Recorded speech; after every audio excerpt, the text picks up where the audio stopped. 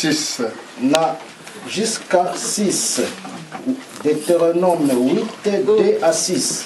Je lis la parole de Dieu. Amen. Souviens-toi de tout le chemin que l'Éternel ton Dieu t'a fait faire pendant ces 40 années dans le désert, afin de t'humilier et de t'éprouver, pour savoir quelles étaient les dispositions de ton cœur, et si tu garderais ou non ses commandements. Il t'a humilié, il t'a fait souffrir de la faim, il t'a nourri de la manne que tu ne connaissais pas et que n'avaient pas connu tes pères, afin de t'apprendre que l'homme ne vit pas de pain seulement, mais que l'homme vit de tout ce qui sort de la bouche de l'Éternel.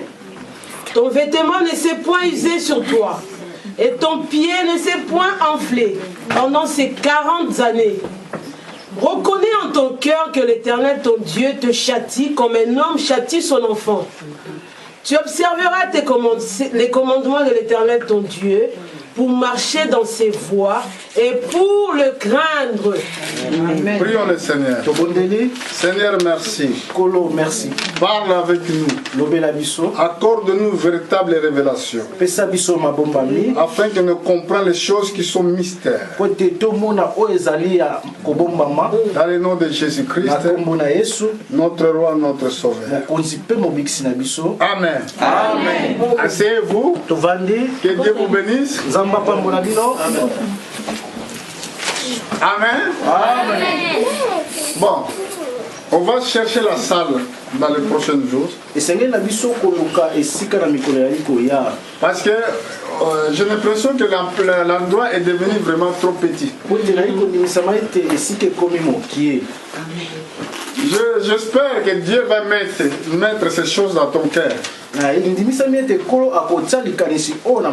n'attends pas seulement que c'est l'homme de Dieu, ce frère Emma, ce frère René, frère Dilem qui vont chercher. Toi, fasse ta part aussi.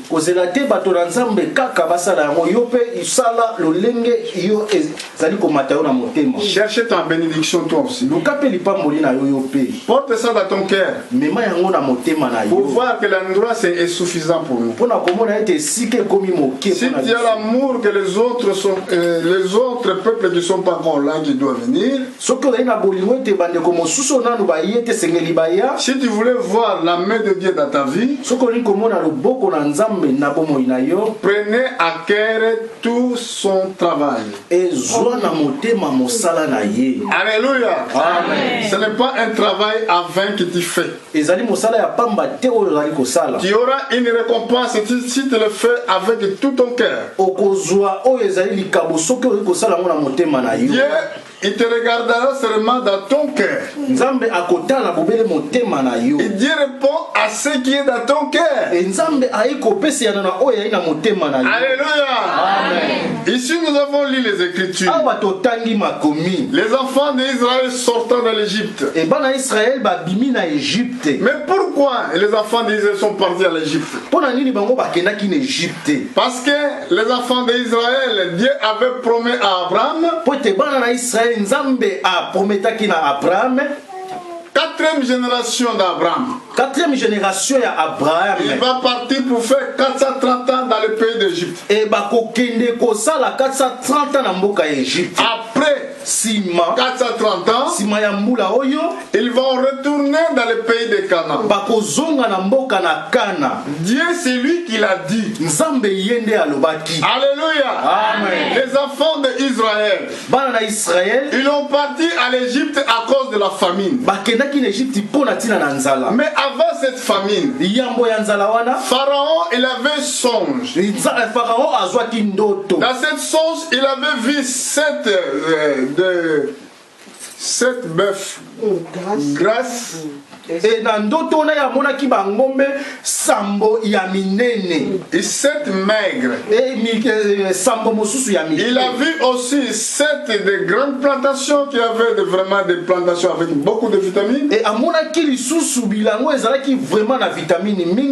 7 plantations qui avaient des sécheresses.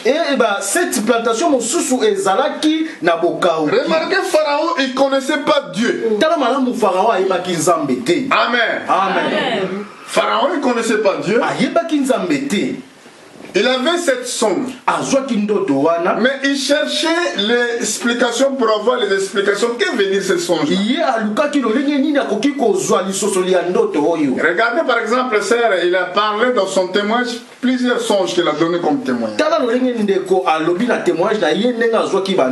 Mais ceux qui ont les capacités de traduire les songes, souvent ils sont des prophètes de Dieu. Il a cherché beaucoup de gens. Les magiciens pour traduire cette songe, il n'y a personne qui l'a fait. Mais à cette période-là, il y avait Joseph à la prison. Il y avait un serviteur de prison qui était à prison avec Joseph. Il a souvenu que quand il avait songe, Joseph, c'est lui qui a traduit cette songe. Il a parti chercher Joseph. Joseph, il a traduit qui veut dire cette bœuf gras. Et Joseph a limbolitina ya ndoto oyo. Que veut dire les 7 bœufs maigres? Ça veut dire il y avait 7 ans de l'abondance sur la terre. L'abondance de production. Et 7 années de sécheresse. C'est la raison que Joseph a régné dans le pays d'Égypte. Parce que c'est lui seul qui avait la capacité de comment on peut éviter que la famine frappe le pays d'Égypte.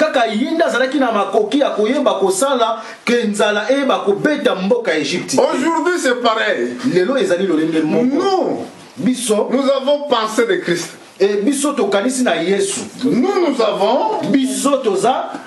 Nous avons pensé de Christ.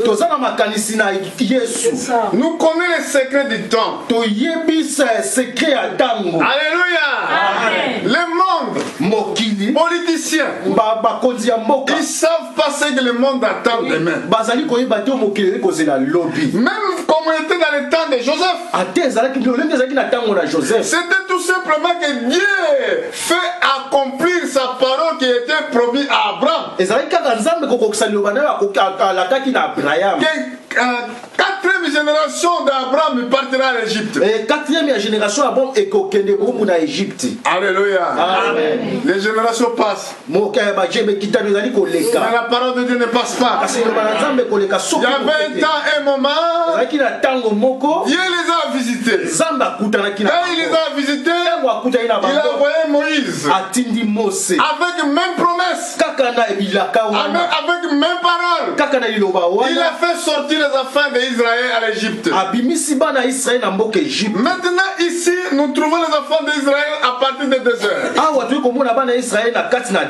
Là, Dieu commence à les expliquer à travers la bouche de son serviteur. Souviens-toi de tous les chemins que l'Éternel ton Dieu a fait faire pendant 40 années.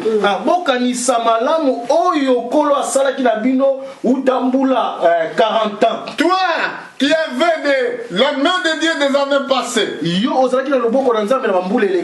toi qui avais reçu une bénédiction des jours passés, mais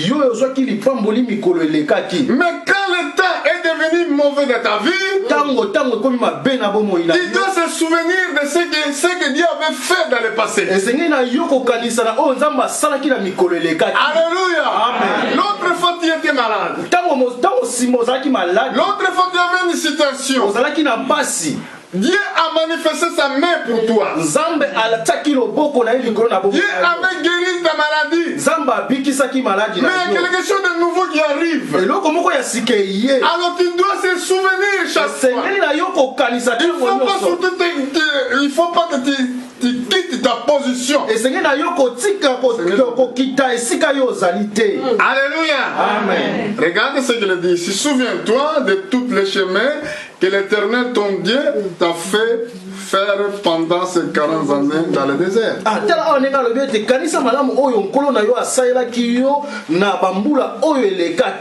Qu'est-ce qu'il dit avait fait dans le désert? Quand les enfants d'Israël ont quitté l'Égypte, qu'est-ce qui est passé dans le désert? Humiliation. Humiliation. Alléluia. Amen. Ça donne quelque humiliation pour Sambois. Humiliation. Dieu les a humiliés. Alléluia. Quelqu'un qui est humilié à des fois, qui ne peut pas regarder très bien. Peut-être toi tu vis même situation aujourd'hui. Alléluia. Tu es humilié peut-être pour certaines choses. À des fois tu commences à penser que est-ce que Dieu existe ou n'existe pas. Peut-être ce que j'avais vécu dans le passé c'était seulement la chance comme les autres disent. Regardez la humiliation que les enfants d'Israël avaient. Il avait la faim, la famine. Mais Dieu était leur Dieu. Mais regardez, malgré Dieu était avec eux. Pendant 40 ans, ils ont subi de la famine. Nourrit le manne. Que l'Abraham même ne connaissait pas le manne. Comme vous aussi, vous ne connaissez pas le manne. Alléluia. Manne, c'était des gâteaux. Fait au ciel. Au ciel, là-bas, il y a des vrais cuisiniers. Alléluia. Amen. Oui. Amen. Il y a des cuisiniers au ciel. Yes. Qui travaillent dans la maison de notre Dieu. Mais c'était quelque chose de vrai. La manne est descendue. Les enfants d'Israël avec cette famine qu'il avait, ils mangeaient la manne. Ils mangeaient. Dieu avait dit, quand vous mangez, vous devez le finir. Vous ne gardez pas jusqu'à matin. Vous devez tout finir. Et les autres disaient non, peut-être l'ennemi ne donnera pas. Voilà les hommes.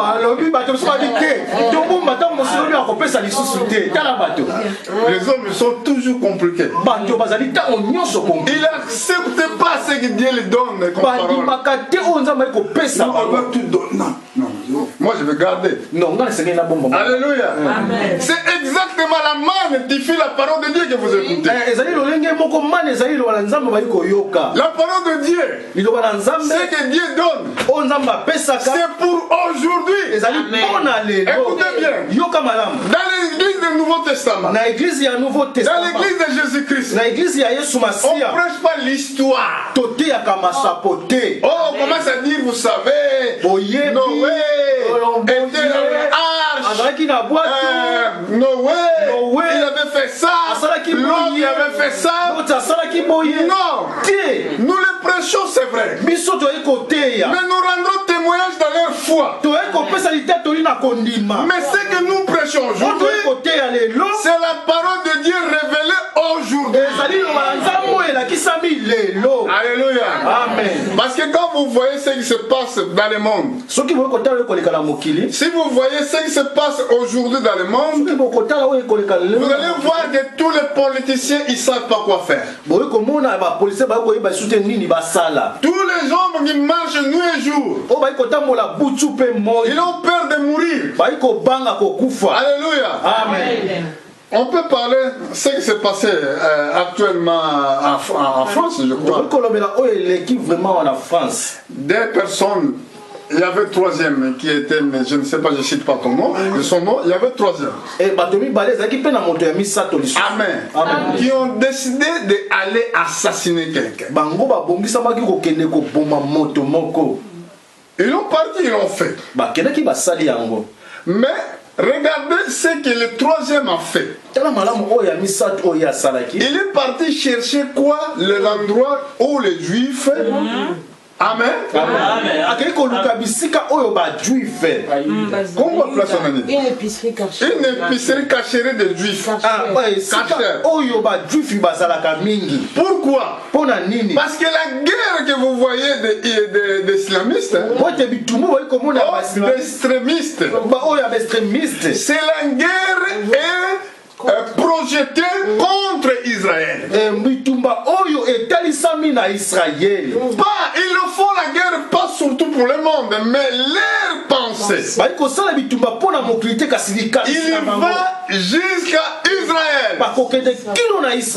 Leur pensée est de récupérer ce territoire. Leur pensée est de récupérer le capital de Jérusalem. Alléluia. Amen. Bon, nous sommes l'église du Nouveau Testament. Quand nous voyons ces choses, nous comprenons que notre Seigneur Jésus, il vient bientôt. Parce que remarquez ici, si vous regardez dans le verset 8, là la Bible nous dit comme ça. Non, ou bien, vous regardez chapitre 1 dans le même livre de Deutéronome. Chapitre 1, verset 8. Verset 8. Qu'est-ce que la Bible nous explique là?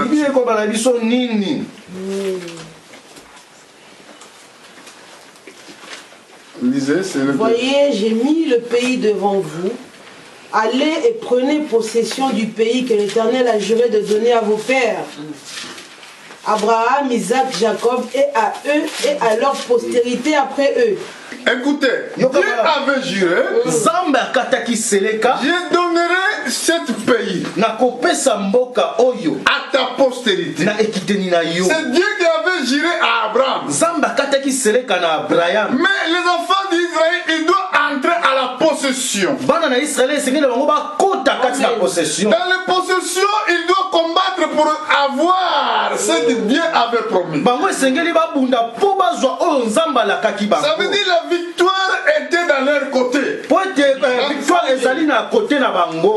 Je voulais que ça pénètre ça. Si Dieu vous a promis quelque chose, vous devez combattre avec la foi pour cela. Parce que ça c'est la volonté de Dieu. Vous le possédez. Parce que Dieu avait promis pour vous. Amen. Amen. On va retourner tout de suite dans le chapitre 8 où on était. Dans le verset 18.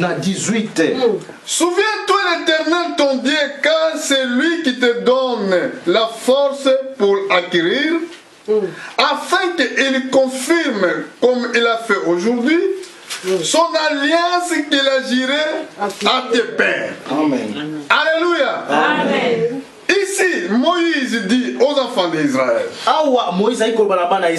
souviens-toi de l'Éternel ton Dieu, car c'est lui qui te donne la force pour acquérir. Alléluia. Amen. Ça veut dire ici, après la humiliation que les enfants d'Israël ont subi, Dieu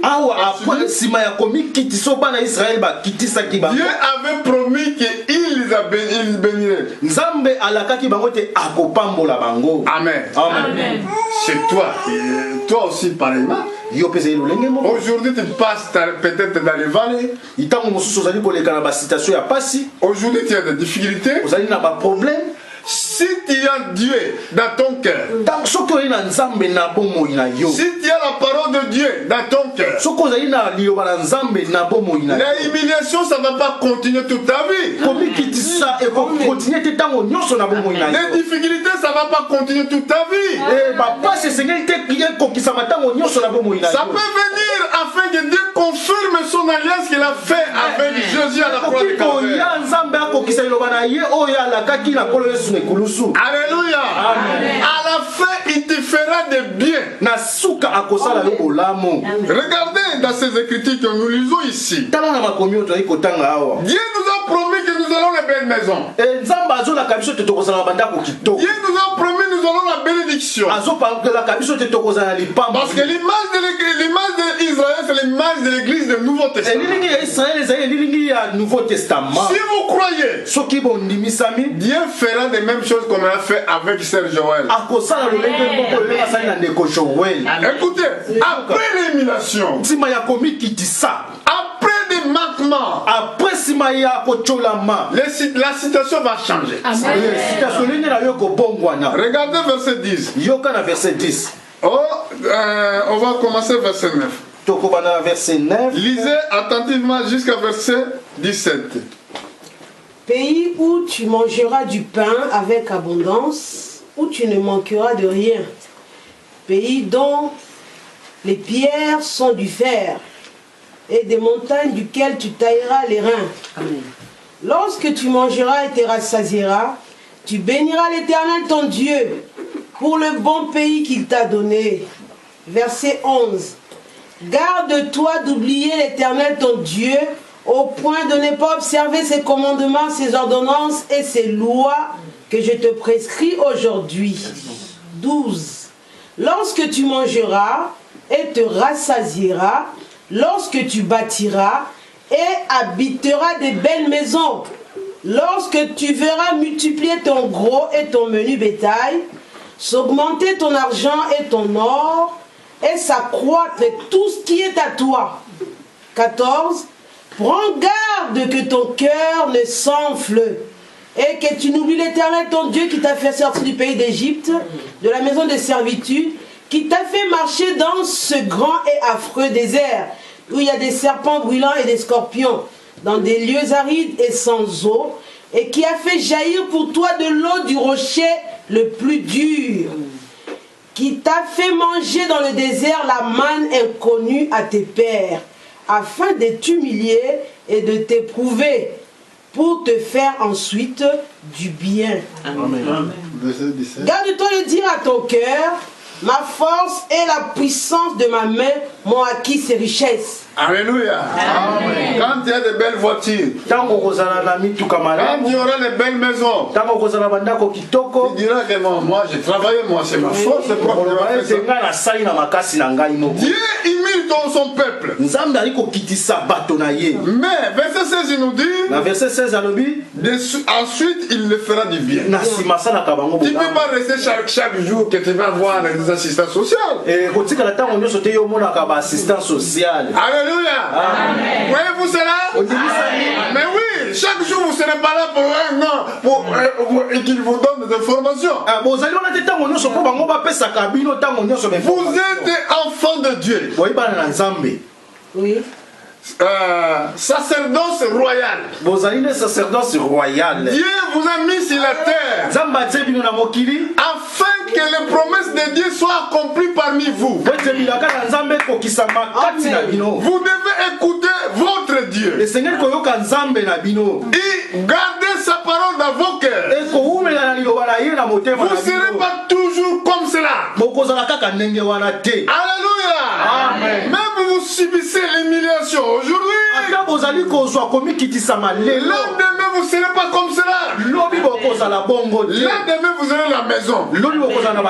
Dieu a promis, quand vous habiterez dans les belles maisons, quand vous allez rouler avec de belles voitures, vous allez se souvenir, parce que tout le monde c'est à Dieu.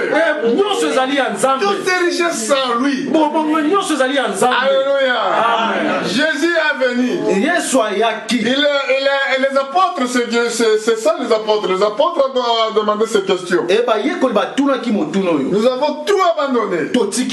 Nos familles, nos maisons. Ils ne te suivent toi. Qu'est-ce qu'on va recevoir? Jésus a dit, c'est lui qui a laissé sa famille. Il a laissé sa maison à cause de moi, à cause du royaume de Dieu. Dans 7 siècles, dans 7 siècles de vie, des maisons. Vous connaissez le chapitre? Des maisons, des familles. Oui, des frères. Dans le siècle à venir, donc, on a 2 promesses. c'est fait. Première promesse. Siècle présent. Deuxième promesse. Siècle à venir. Dans cet siècle-là, tu auras ta maison. Tu auras ta bénédiction. Ça ne sert à rien de s'inquiéter. Sois demeure fidèle. Croyez Dieu dans ta vie. Amen. Nous savons que la prophétie nous dit des choses. Nous savons que la troisième guerre mondiale est déjà imminente. Parce que la troisième guerre mondiale, c'est guerre de Armageddon. Dieu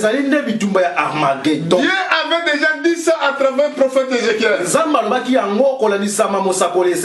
le livre d'Apocalypse, cette guerre s'était déjà prononcée.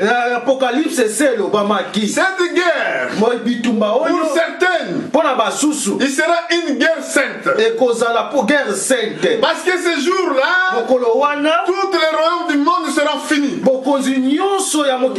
À ce jour-là, notre Seigneur sera venu pour régner. Mais cette guerre, il y aura une liée. C'est à Israël. C'est pour cela aujourd'hui, tous les extrémistes, ils sont contre les Juifs. Parce que c'est la promesse de Dieu qui s'accomplit. Dieu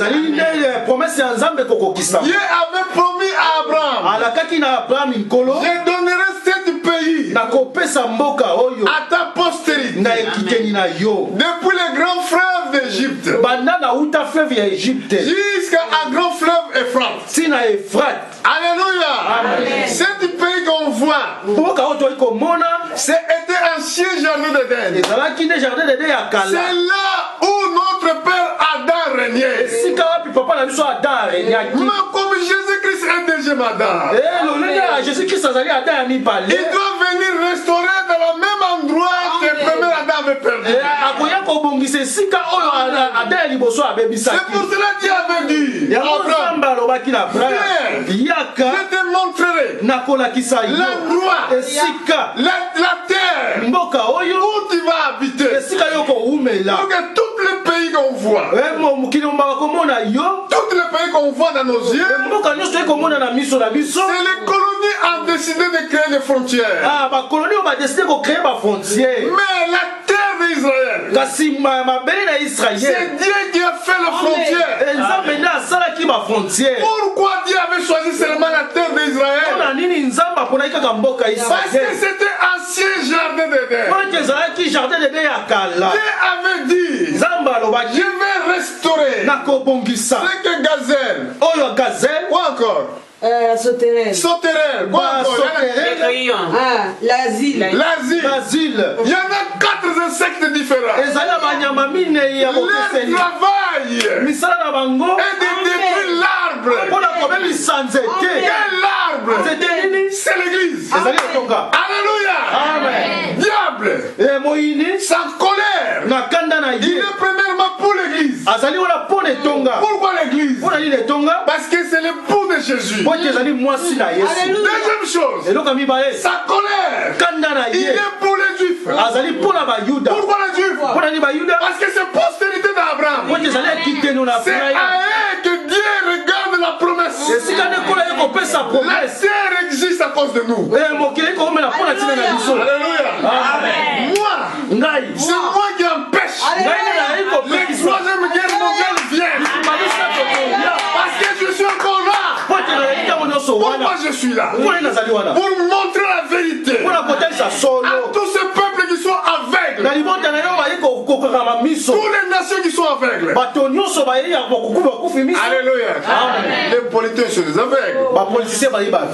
Ils sont des aveugles. Ils prennent les armes pour combattre. Même qu'ils prennent les armes, la solution il n'y aura pas lieu. Même il fait les efforts dans les réunions pour les réunions. Non, la solution ne sera pas là. Pourquoi? Il combattent Dieu avec sa volonté. Dans le Genèse chapitre 15, Genèse 15, on va regarder tout ces promesses. Dans chapitre 15, verset 18, 15 à 18, regarde la promesse de Dieu. La Bible dit que Dieu avait fait une alliance. Alléluia. Amen. Amen. Amen. Vous les enfants qui vont à l'école. Moi, je ne pars pas à l'école comme vous. Mais le mot qui dit alliance, ça veut dire quoi? Alliance, c'est le binini. Les accords. Les accords sont signés à deux parties. Ah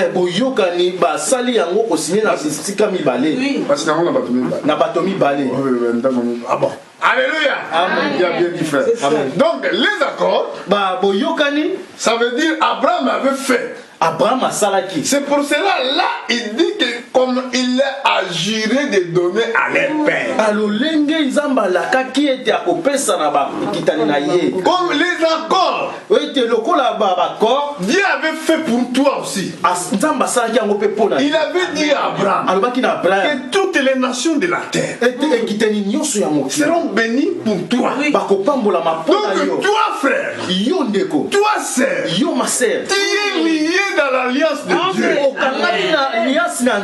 Ce problème, c'est toi tu dois croire de ces promesses-là. Ici nous voyons les alliances que Dieu avait fait avec les territoires qu'on appelle aujourd'hui la Palestine.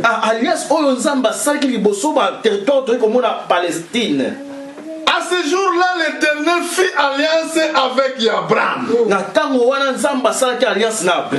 Il dit, je donnerai ce pays à ta postérité. Regardez bien. Depuis le fleuve d'Égypte. Amen. Amen. Regardez le fleuve d'Égypte, de là se trouve. Je ne sais pas si on appelle comment. On y est, je ne sais pas. Alléluia. Amen. Depuis l'Égypte jusqu'à grand fleuve. Euphrates. Amen. Amen. Donc ça veut dire, selon Dieu, le territoire d'Israël commence depuis l'Égypte jusqu'à Irak, jusqu'à Syrie. Alléluia. Bien quand il regarde son territoire, il regarde ce territoire-là. Égypte, un peu Éthiopie, il monte à Syrie, Irak, tout cela c'est territoire des enfants d'Israël. Écoutez le monde, vous devez changer ça. Même vous changez, vous dites ça ne se fera pas. Moi je vous dis au nom de Jésus-Christ, ça se fera certainement. Parce que c'est la promesse. Dieu avait juré. Il a fait cette alliance. Alléluia. À cause de ça, nous avons la guerre sur la terre. À cause de ça, nous avons des problèmes. Aujourd'hui, il y a négociation sur les négociations. Mais il n'y a aucune négociation qui va tenir jusqu'au bout. Parce que tous les prophètes de la Bible, ils ont prophétisé à cause de ça. Dans notre cas, Dieu nous a suscité afin que nous prophétisons à cause de ça. Dans les chapitres, dans le Joël, chapitre 3, il a dit quelque chose d'important. Regardez bien les Écritures.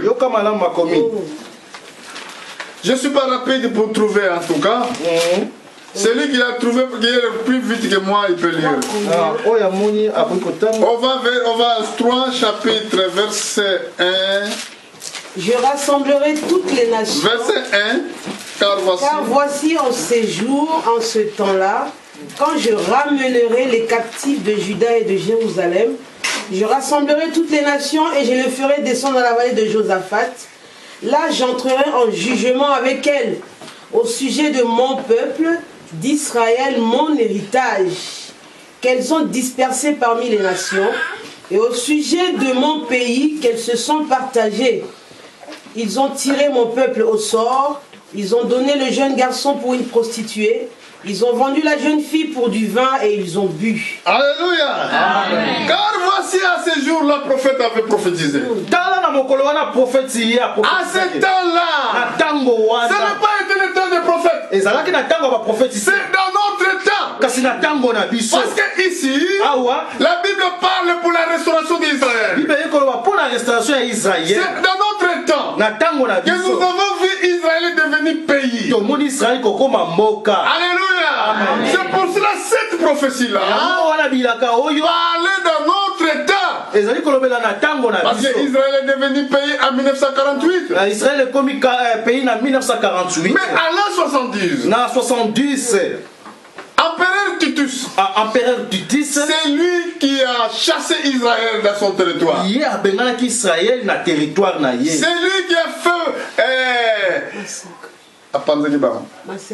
disperser Israël partout dans le monde. Mais la prophétie disait, dans ces jours-là que l'Israël sera dispersé, Dieu va les rassembler encore. Je rassemblerai. Quand il va rassembler Israël, quand il va ramener Israël, regarde ce qui dans le verset 2 il a dit, je rassemblerai toutes les nations. Écoutez bien, les pays, les nations,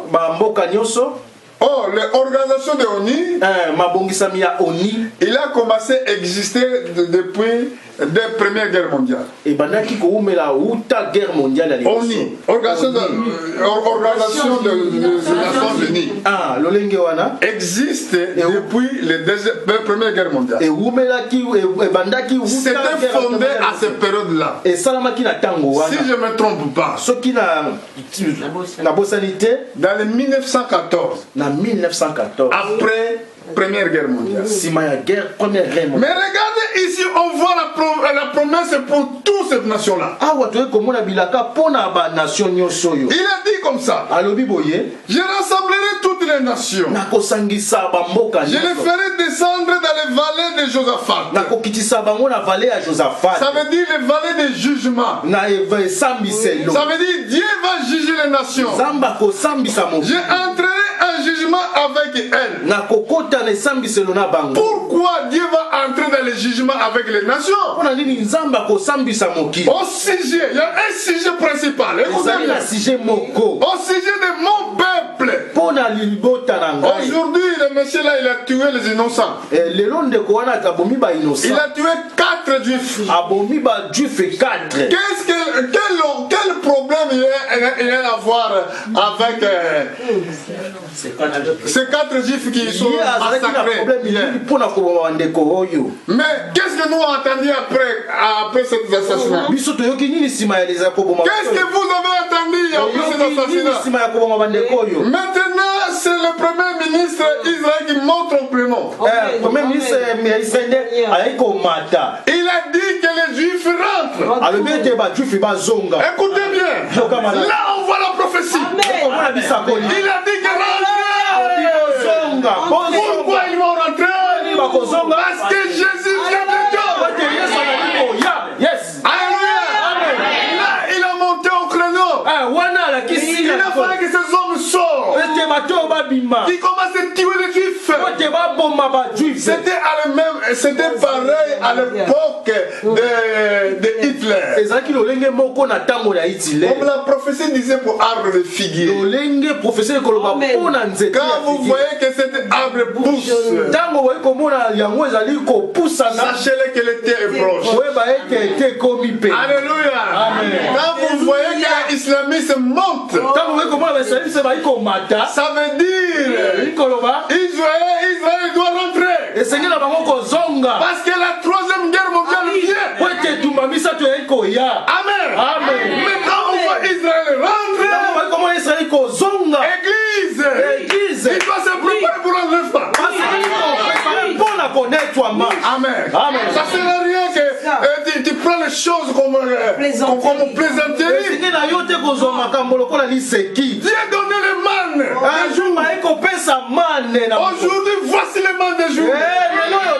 Que vous devez se préparer pour aller au ciel.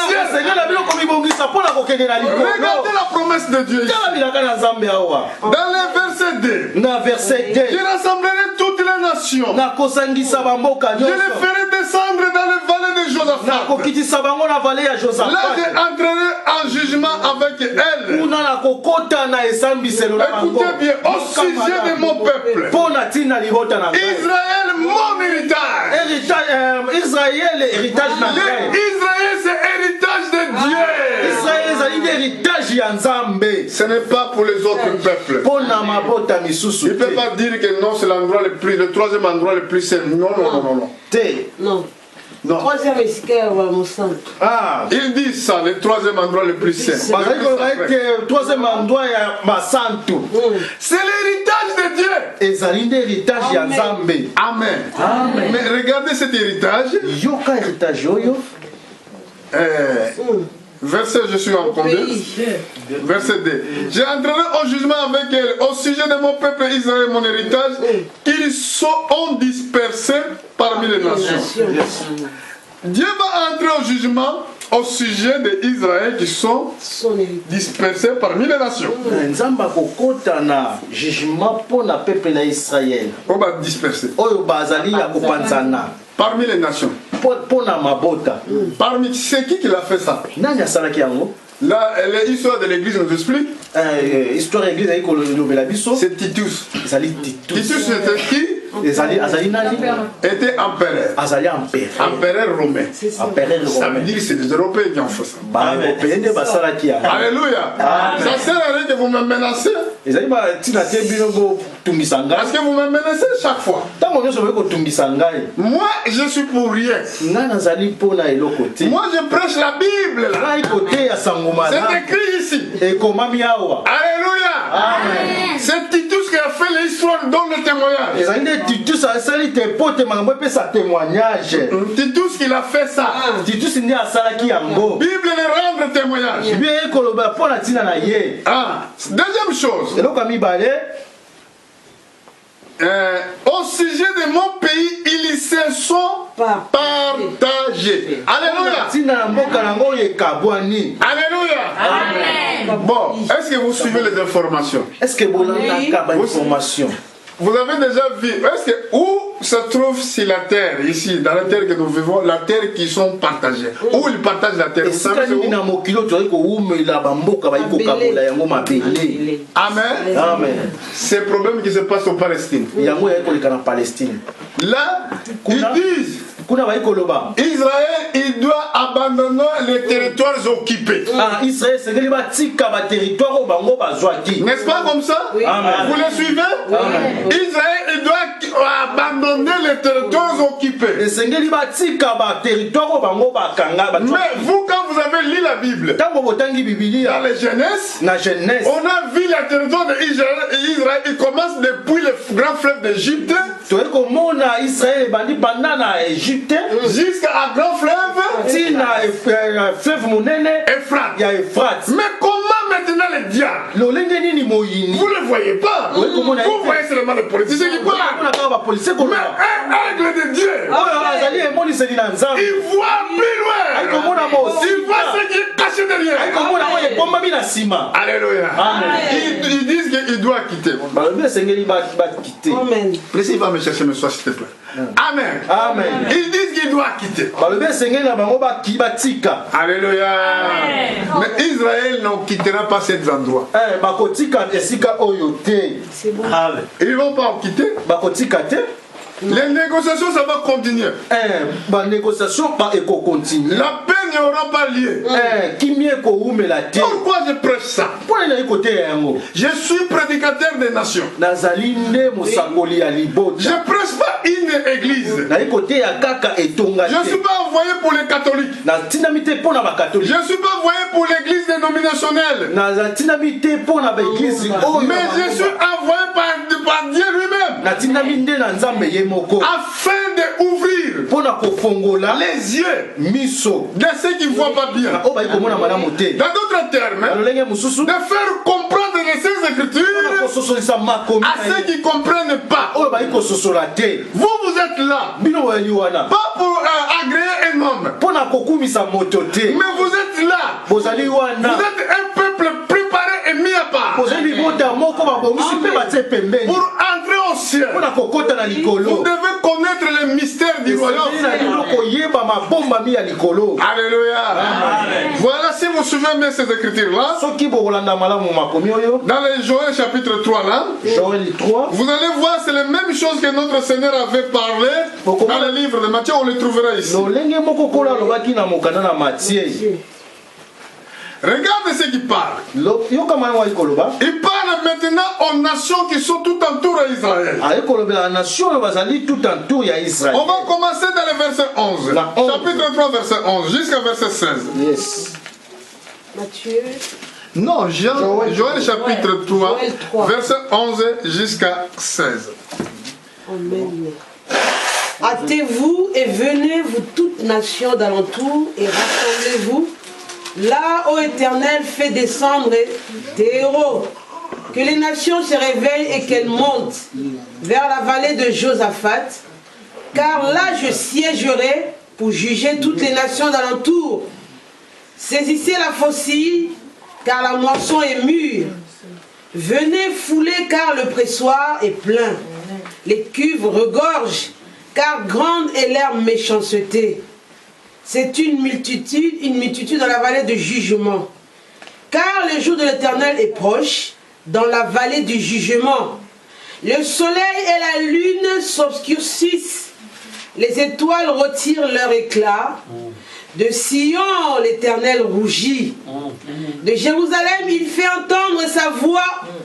Les cieux et la terre sont ébranlés. Mais l'Éternel est un refuge pour son peuple. Alléluia. Un abri pour les enfants d'Israël. Est-ce que vous avez bien entendu? C'est la même promesse. Je vous montre les deux choses qui sont importantes. On a vu que les enfants d'Israël étaient dispersés parmi les nations. On a vu d'autres choses. On voit que la terre d'Israël, ils sont partagés. Mais si nous avons souvenir dans les certaines écritures que nous avons lues tout à l'heure, nous avons trouvé